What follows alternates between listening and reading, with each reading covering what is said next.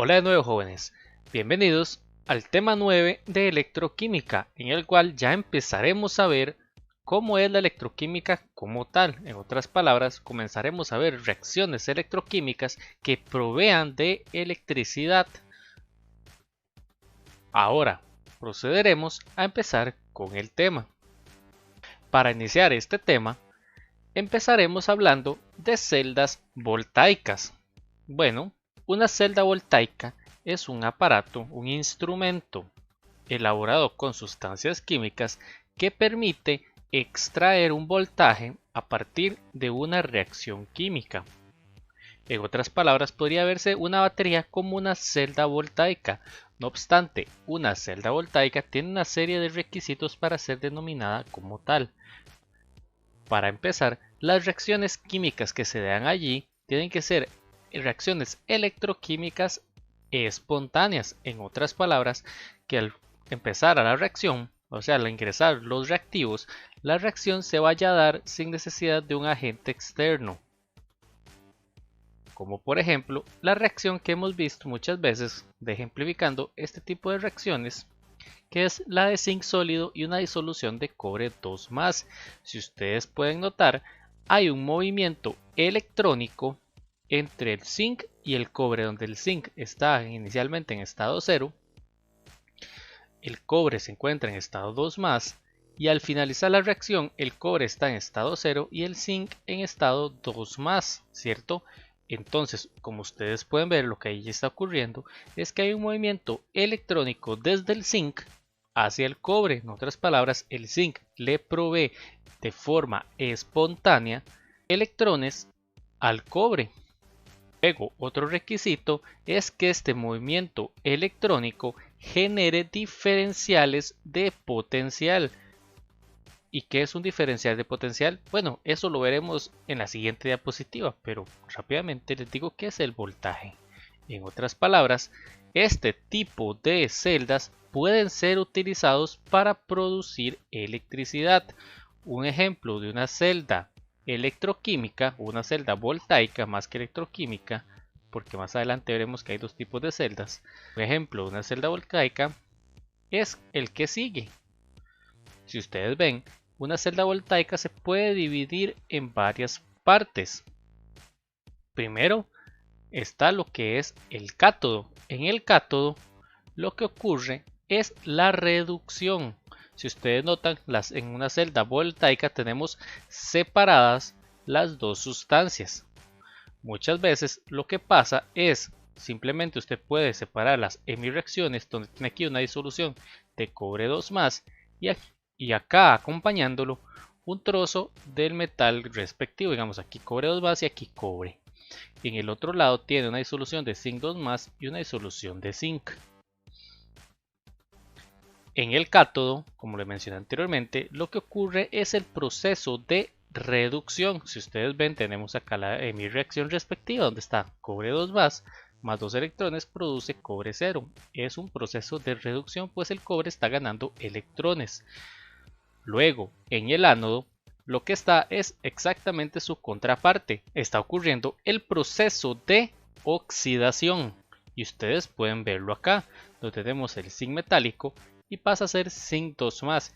Si ustedes quisieran verlo, por así decirlo, de una forma más realista, no solamente en una imagen, lo que estaría pasando es simplemente que el metal se va a comenzar a acumular en la superficie de acá, de este cobre metálico, y este ánodo se va a comenzar a gastar, se va a comenzar a adelgazar, adelgazar, adelgazar, como los vemos en estas imágenes que los acompañan. El flujo de electrones, como ustedes podrán imaginar, pasa desde el proceso de oxidación, que aquí está perdiendo electrones, o sea, está produciendo electrones, hacia donde se da el proceso de reducción, ¿cierto? Suena lógico, porque allí al otro lado es donde necesita los electrones para que se dé el proceso redox. Entonces, siempre lo que pasa es que en una celda voltaica, la corriente va en dirección ánodo a cátodo. En otras palabras, una forma fácil de ver todo esto es acá, para ver dónde se da la reducción, una pregunta en una celda voltaica, ustedes tienen que recordar que consonante con consonante y vocal con vocal. Es una regla muy simple. ¿verdad? Entonces, cátodo, reducción, ánodo, oxidación. B, consonante, consonante, vocal, vocal. Y en la parte de la corriente, de la dirección, es por orden alfabético. La corriente va del ánodo al cátodo. Vuelvo a repetir, esto ocurre únicamente en las celdas voltaicas. Generalmente para poder extraer esta energía y que la reacción se dé, se colocan unos cables que conecten el ánodo con el cátodo, pues si no se pone eso, simplemente la reacción no se daría. Tendríamos una disolución de zinc con un cable, con un pedazo de zinc ahí introducido en la disolución. Ahora, si ustedes notan, hay algo adicional que no hemos hablado en todo este rato, que es esto que está acá, que se llama el puente salino. El puente salino es una disolución de, como lo dice su nombre, una sal, especialmente una sal que sea muy soluble, donde se coloca, generalmente lo que se hace es como un gel de agar agar, se coloca entre las dos disoluciones. ¿Para qué se hace esto? Bueno, la razón es muy simple, es para mantener un equilibrio de cargas, porque si ustedes ven, por ejemplo, en este caso tenemos zinc metálico, entonces conforme se va perdiendo electrones se van generando zinc 2 más, pero como nosotros vimos desde química general 1, no puede haber una diferencia de carga en una disolución tiene que estar cargada de forma neutral, o sea, tiene que haber una electroneutralidad. Entonces, en el ánodo, como se están generando cationes, lo que va a pasar es que van a migrar los aniones que están en este puente salino hacia el ánodo. Caso análogo, bueno, su contraparte ocurre en el cátodo. Pues acá tenemos cobre 2 más que posiblemente era, supongamos, no sé, un nitrato de cobre o un sulfato de cobre. Y este cobre 2 más va a estar ganando electrones, entonces esto se va a ir depositando como cobre 0. ¿Qué ocurre con eso? La disolución, si no se hace nada, entonces la reacción no pasa porque hay un exceso de cargas y eso rompe la electroneutralidad. Entonces necesita una migración de cationes para balancear esa diferencia electrostática. Entonces por eso hay una migración de cationes hacia el cátodo. La forma sencilla de recordarlo es aniones migra a ánodo, B, A con A, cationes migra a cátodo, C con C. Ya que hablamos al respecto de cómo está construida una celda voltaica, ahora nos podemos hacer la siguiente pregunta que va a parecer un poco destiempada, pero la podemos hacer en este momento, la cual es ¿por qué fluyen los electrones? Bueno, la razón es bastante sencilla y una analogía perfecta que encontré en el libro de texto es la siguiente, que podría utilizarse el ejemplo de una cascada. Cuando el agua está en la parte de arriba tenemos una energía potencial muy alta con respecto a la energía potencial de abajo y hay una regla de oro que es que la diferencia entre energía potencial se va a favorecer a siempre bajar, o sea, entre menos energía potencial tenga al final va a ser mejor. Entonces, por ejemplo, lo que ocurre en estas reacciones de celdas voltaicas es que simplemente en el ánodo se tiene una mayor energía potencial, ¿verdad? Las sustancias que están en el ánodo tienen una mayor energía potencial y esos electrones que están en una mayor energía potencial van a estar deseando migrar hacia el sitio donde hay una menor energía potencial. Entonces esa migración va a causar un flujo de electrones que nosotros los vamos a utilizar para causar un diferencial de potencial, el cual es conocido como voltaje. El voltaje o la diferencia de potencial es básicamente la cantidad de energía necesaria para mover un coulomb de carga de electrones. Lo que podríamos decir a partir de lo que acabo de describir anteriormente es que, para ponerlo ya en términos de celdas voltaicas, que es lo que estamos viendo, es que el potencial de celda, que ahora es LC, es un concepto nuevo, es básicamente el diferencial de energía potencial o el diferencial de potencial en una celda voltaica. Y esto es sumamente importante que ustedes lo recuerden porque más adelante vamos a ver otro tipo de celda que para una celda voltaica este diferencial de potencial o el potencial de celda es siempre positivo. Aquí estamos hablando de estas cuestiones de potenciales de celda. ¿Por qué no establecemos de una vez un potencial de estándar de celda? Bueno, un potencial estándar de celda, como ustedes podrán imaginar, es un diferencial de energía potencial eléctrica en una celda voltaica, en este caso, en condiciones estándar. Ya hemos discutido anteriormente la diferencia que hay entre terminologías de lo que es de condiciones estándar. No obstante, nosotros en esta ocasión, porque ya las tablas están tabuladas para esto desde hace muchos años y no vamos a estarlas cambiando por un cambio de unos cuantos grados Celsius o atmósferas o presión, lo que se utiliza como las condiciones estándar de potencial de celda son las siguientes. Es a 25 grados Celsius, si son concentraciones es una concentración de 1 mol por litro y si son presiones es a una atmósfera de presión. Ahora hablaremos de una herramienta sumamente útil para estos temas, el cual es los potenciales estándar de reducción. Ya con lo que hemos visto anteriormente, de lo que ya hablamos de potenciales estándar de celda, nos podemos hacer la siguiente pregunta. ¿Estarán tabulados todos los potenciales de todas las celdas posibles? Y eso se volvería muy engorroso, estar como haciendo miles de millones de combinaciones para tabularlas para ver cuáles son los potenciales estándar de cada celda posible.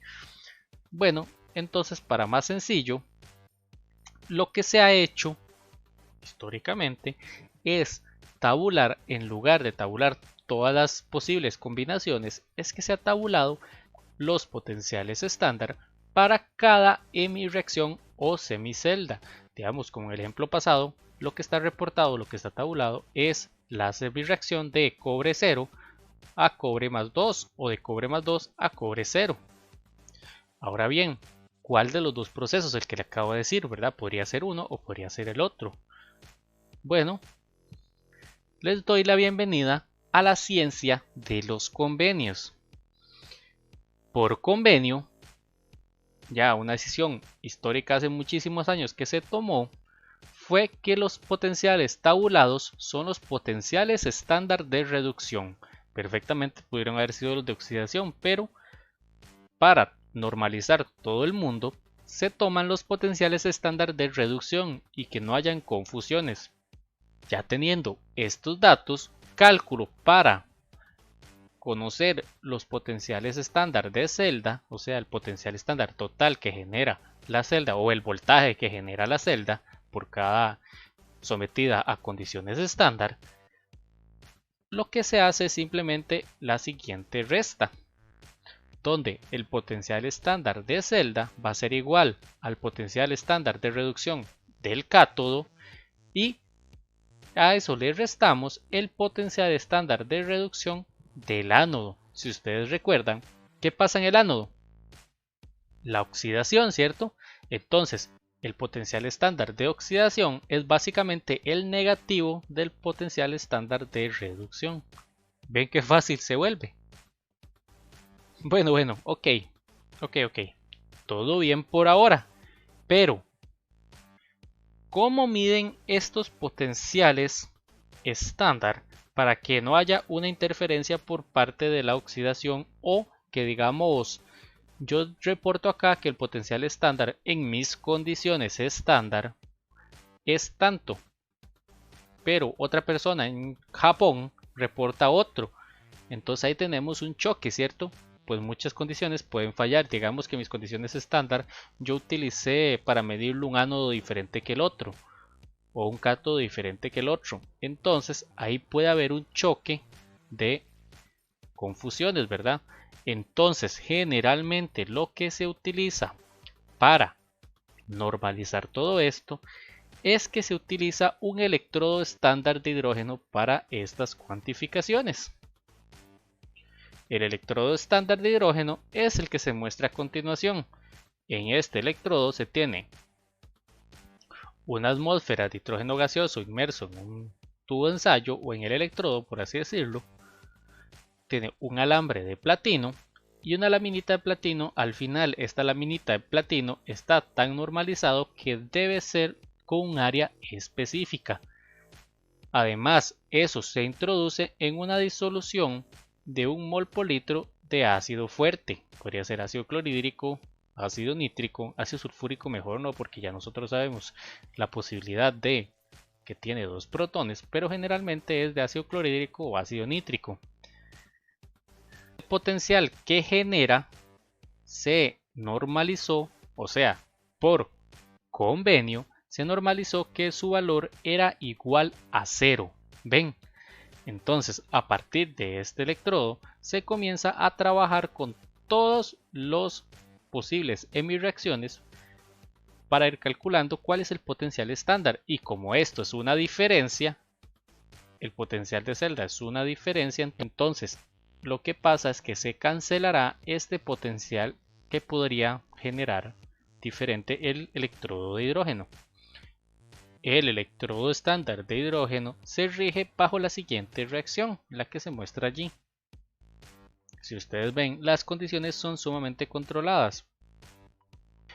Por ejemplo, en un proceso de reducción, cuando tenemos al otro lado una sustancia que va a reducir el H+, en otras palabras, que esa sustancia va a dar un potencial de reducción negativo porque es el que está oxidando, ¿verdad? Entonces allí lo que veremos es esta reacción y el potencial de reducción del hidrógeno allí, en el cual tenemos hidrógeno H+ y se convierte en H2, allí ese potencial de reducción será igual a 0. En cambio, si tenemos un potencial de oxidación de hidrógeno de acá, en el cual provee electrones para que el otro se reduzca, o sea que el potencial de reducción allí del otro será positivo, en el caso del hidrógeno será igual a 0. Y como se utiliza esta ecuación, en cualquiera de los dos casos donde esté el hidrógeno, sea como cátodo o esté actuando como ánodo, esto se igualará a 0 en cualquiera de las dos condiciones. Inmediatamente ya tendríamos el potencial de reducción de la otra sustancia. Ven que se vuelve sencillo, ¿cierto? Bueno, la explicación anterior quedó un poco escueta si no se explica utilizando un ejemplo. Entonces, ¿qué les parece si hablamos de cómo se asignan los potenciales de reducción utilizando el electrodo estándar de hidrógeno? Supongamos que queremos determinar el potencial estándar de reducción del zinc, ¿verdad? De la hemireacción del zinc a zinc 2+, porque puede haber a zinc 3+ o otras cantidades, pero queremos el de zinc a zinc 2+. Entonces lo que hacemos es básicamente establecemos los parámetros estándar, donde tenemos, por aquí decir, ácido nítrico, tenemos las condiciones del electrodo estándar de hidrógeno, la que les mencioné anteriormente, y tenemos acá una disolución de zinc 2+ y un ánodo de zinc, ¿verdad? El ánodo de zinc y el zinc 2+. De este otro lado tenemos el electrodo estándar de hidrógeno. Tenemos el respectivo puente salino y lo que procedemos a hacer a continuación es medir el potencial. Entonces, como nosotros vemos, los electrones van a migrar del zinc a donde tenemos la disolución ácida, lo cual va a generar una reducción del hidrógeno y una oxidación del zinc, ¿cierto? Entonces, este flujo electrónico nos va a dar un voltaje de 0,76. Ahora, como nosotros sabemos que en este lado lo que está ocurriendo es la oxidación y no la reducción, y este valor es igual a 0, entonces simplemente lo que hacemos es que utilizamos este valor que nos da el voltímetro, ¿verdad? Y lo que hacemos es que le ponemos un número negativo y le damos vuelta a esta reacción. Entonces, la reacción de reducción en este caso sería de zinc 2+ más 2 electrones produce zinc metálico. Y el potencial estándar de reducción en este caso sería el negativo de lo que mida el voltímetro. Utilizando este método, se han establecido muchísimos valores de potenciales estándar de reducción. A continuación les muestro una pequeña tabla donde pueden ver algunos, pero hay muchísimos. Detrás del libro ustedes van a encontrar muchísimos, y en mediación, en el aula virtual, ya subí tablas con potenciales estándar de reducción para múltiples sustancias. Si ustedes ven, aquí tenemos definido o por convenio el electrodo estándar de hidrógeno. Para arriba son todas las reacciones que se favorecen hacia la reducción, ¿cierto? Donde van a dar potenciales estándar de reducción siempre. Y para abajo están las otras que generalmente, digamos, bajo las condiciones del electrodo estándar de hidrógeno, lo que van a causar es la oxidación.